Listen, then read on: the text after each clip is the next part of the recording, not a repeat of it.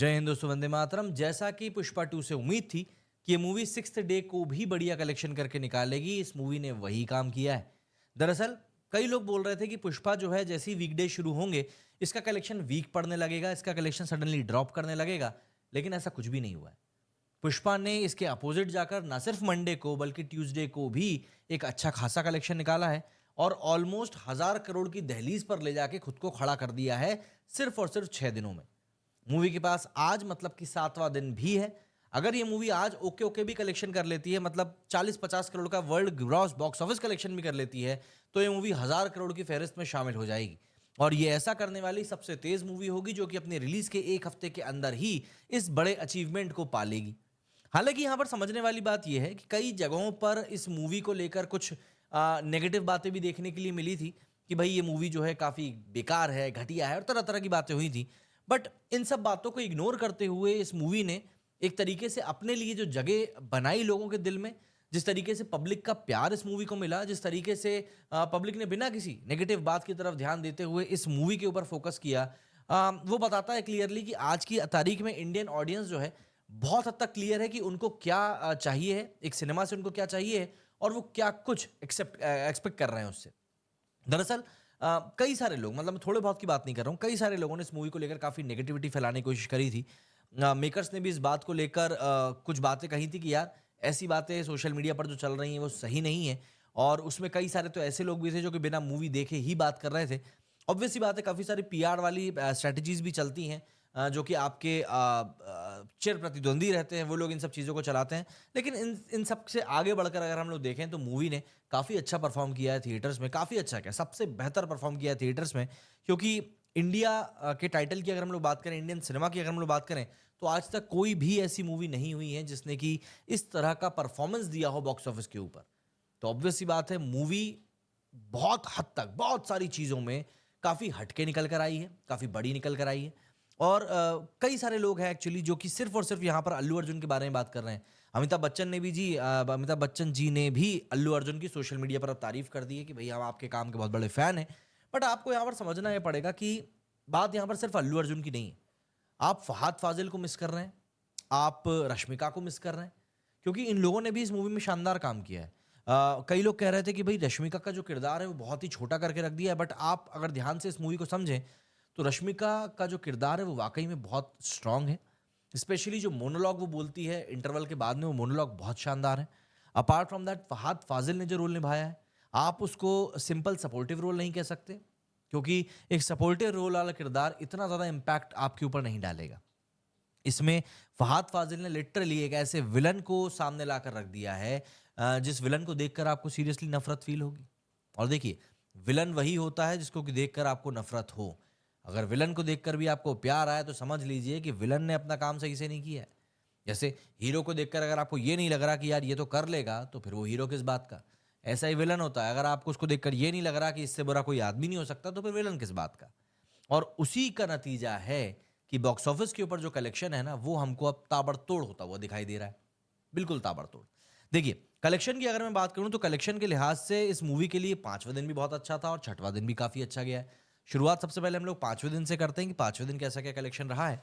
तो देखिए, 5 दिनों में इस मूवी का जो टोटल कलेक्शन था, इंडियन नेट कलेक्शन की अगर मैं बात करूं तो वो निकल कर आया था करीब 593 करोड़ के आसपास।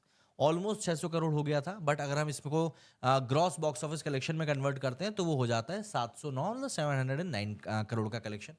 पर यहाँ पर स्ट्राइकिंग बात ये रही कि मंडे वर्किंग डे होने के बाद भी इस मूवी ने पहली बात तो 64 करोड़ रुपीस का नेट कलेक्शन निकाला और 64 करोड़ में से भी हिंदी का जो शेयर था वो 46 करोड़ का रहा। कोई ओरिजिनल हिंदी में बनी हुई मूवी ने भी मंडे को इतना कलेक्शन नहीं करके निकाला है जितना कि यहाँ पर एक मंडे को पुष्पा 2 ने निकाल दिया, जो कि एक हिंदी डब मूवी है। ये एक बहुत फिनोमिनल रिकॉर्ड्स हैं जो कि ये मूवी सेट कर रही है। काल्की के भी काफ़ी सारे रिकॉर्ड्स को इस मूवी ने ब्रेक कर दिया, जो कि इस साल 2024 की सबसे बड़ी मूवीज़ में से एक थी। एंड हाँ, ये बात है कि 54% का एक ड्रॉप देखने के लिए ज़रूर मिला था कलेक्शन में, बट उसके अलावा एज सच कुछ भी बड़ी ड्रास्टिक चीज़ थी नहीं।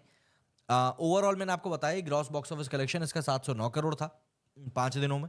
वहीं ओवरसीज कलेक्शन की बात करूं तो वो करीब 171 सीआर निकल कर आया है। ऐसे में इन टोटल इस मूवी का कलेक्शन जो ट्रेड वेबसाइट्स हैं उन पे बताया जा रहा है वो 880 करोड़ रुपए बताया जा रहा है।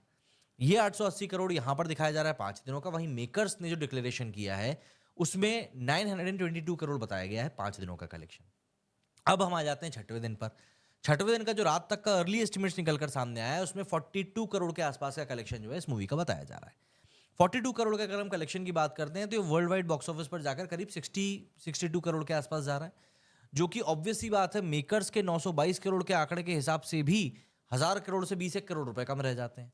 बस इसीलिए मुझको उम्मीद है कि आज मतलब कि बुधवार को ये मूवी एक बहुत ही स्ट्रॉन्ग कलेक्शन ना भी निकालेगी तो भी इतना कलेक्शन तो निकाल लेगी कि मूवी वेडनेसडे को 70 करोड़ रुपीस कमा के अगर आती है तो मुझे लगता है कि ये 1000 करोड़ का जो आंकड़ा है वो बहुत ही क्लिनिकल तरीके से क्रॉस कर लेगी। और ये इस मूवी के लिए एक बहुत बड़ा अचीवमेंट होगा, बल्कि सिर्फ इस मूवी के लिए नहीं बल्कि पूरी फिल्म फ्रेटर्निटी के लिए बहुत बड़ा अचीवमेंट होगा, क्योंकि इतना बड़ा कलेक्शन कभी किसी ने इंडिया से आने वाली मूवी से कभी एक्सपेक्ट नहीं किया था, जो कि अब निकल कर आ रहा है। अब देखिए बहुत सारी चीज़ें यहाँ पर कंफ्यूज करने वाली इसीलिए भी हैं क्योंकि जो पब्लिक है ना वो दरअसल इस बात को समझ नहीं पा रही है कि ये मूवी पैन इंडिया लेवल पर इतनी बड़ी हिट क्यों है। कई सारे लोग हैं। अब देखिए पैन इंडिया लेवल पर इस मूवी के हिट होने का जो सबसे बड़ा रीज़न है वो ये कि अल्लू अर्जुन जो है ना वो ऐसा नहीं कि पुष्पा से ही लोगों की नज़र में आए थे, नहीं। अल्लू अर्जुन इसके पहले भी कई सारी मूवीज़ में पब्लिक के सामने आ चुके हैं। खासकर कि वो मूवीज़ जो कि डब होकर टीवी पर दिखाई जाती थी।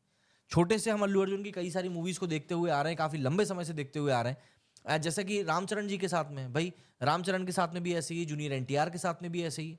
इन सब एक्टर्स की मूवीज़ जो हैं वो पहले मूवी चैनल्स के ऊपर हिंदी में डब करके रिलीज़ करके आती थी, तो पब्लिक के बीच में इन लोगों की एक अच्छी खासी पहचान है।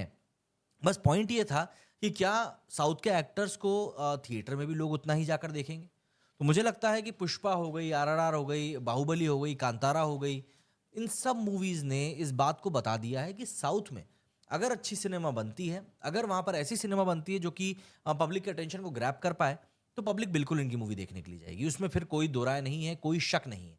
हाँ, ये बात एक अलग है कि भैया अगर आप सोचो कि नहीं यार हम तो कुछ भी बनाकर फेंक देंगे, जैसे कब्जा करके ही मूवी आई थी, तो लोग सिरे से उसको नकारने में भी बिल्कुल पीछे नहीं हटते हैं। क्योंकि कब्जा वाकई में ऐसी मूवी है इसको देखकर आपको ऐसा लगेगा कि आप सस्ती केजीएफ देख रहे हैं। ऑब्वियस सी बात है, केजीएफ तो एक ही बार बनी, उसके बाद तो कोई उसको बना पाएगा नहीं। लेकिन यहाँ पर मेकर्स को इस बात को ध्यान रखना चाहिए कि अगर आप एक ही जैसी रिपीटेटिव सिनेमा बनाओगे तो आपके फेल होने के जो चांसेस हैं वो बहुत ज़्यादा बढ़ जाते हैं, बहुत ज़्यादा।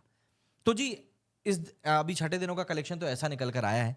अब आप मुझे कमेंट सेक्शन में जाकर बताइए कि आपका क्या कहना है इस बारे में कि भाई ये मूवी का लाइफ टाइम कलेक्शन कितना जा सकता है, और क्या वाकई में ये मूवी अभी तक की इंडिया की सबसे बड़ी मूवी बनने का मादा रखती है, सबसे बड़ा कलेक्शन निकालने का मादा रखती है।